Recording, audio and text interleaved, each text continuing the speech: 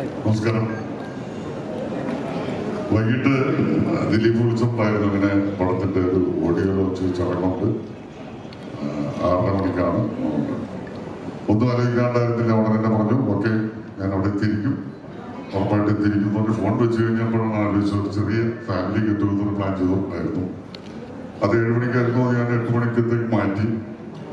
അങ്ങനെ പുറത്താൻ വേണ്ടി പെട്ടെന്നൊരു ചെറിയ ആലോചന മനസ്സിലൊരു ഡൗട്ട് വന്നു. ദിലീപ് വേറെ നല്ല ചടങ്ങിന് വരികയാണ്. തീർച്ചയായിട്ടും അതിന് വന്ന് പങ്കെടുക്കുമ്പോൾ ആ പടത്തിന് വേണ്ടിയിട്ട്, ആ പടത്തിന്റെ വലിയ വിജയത്തിന് വേണ്ടിയിട്ടൊക്കെ പ്രാർത്ഥിക്കണം എന്ന് പറയുന്നൊരു മര്യാദയുണ്ട്.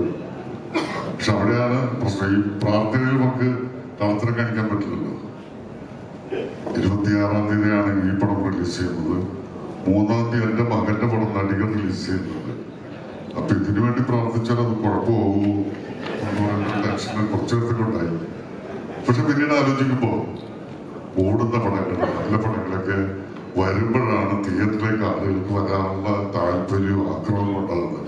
ഇപ്പൊ തന്നെ നമുക്ക് മലയാള സിനിമയുടെ പുഷ്കര കാലഘട്ടം എന്ന് തന്നെ പറയാം. സിനിമകൾ ധൈര്യമായിട്ട് തിയേറ്ററിലേക്ക് വിടാം. തിയേറ്ററിലേക്ക് ആളുകൾ വരാൻ കൊതിക്കുകയാണ്. ഒരു സിനിമ കണ്ടിട്ട് വീട്ടിൽ ചെന്ന് കഴിയുമ്പോൾ അടുത്ത സിനിമ കാണാനുള്ള ആഗ്രഹത്തിലേക്ക് ആളുകൾക്ക് കൊണ്ടെത്തിക്കുക എന്ന് പറയുന്നൊരു അവസ്ഥയാണുള്ളത്. അതുകൊണ്ട് തന്നെ നമ്മളിപ്പോ വളരെ നല്ലൊരു സീസണിലാണ് വന്ന് നിൽക്കുന്നത്.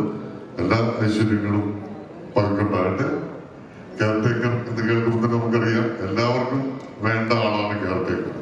എന്നാൽ എല്ലാ കുറ്റങ്ങളും കേൾക്കേണ്ടി വരുന്ന ഒരാളുമാണ് കെയർടേക്കർ. ഒരു പടത്തിന്റെ പേര് കേൾക്കുമ്പോൾ തന്നെ നമുക്കതിന്റെ സ്വഭാവവും അതിന്റെ ഒരു വളരെ ഇൻട്രസ്റ്റിംഗ് ആയിട്ടുള്ള വശവും കാണാൻ സാധിക്കുന്നു എന്ന് പറയുന്നത് തന്നെ ആ പടത്തിന്റെ വിജയത്തിന്റെ ആദ്യ പടി കയറി കഴിഞ്ഞു എന്ന് മനസ്സിലാക്കലാണ്.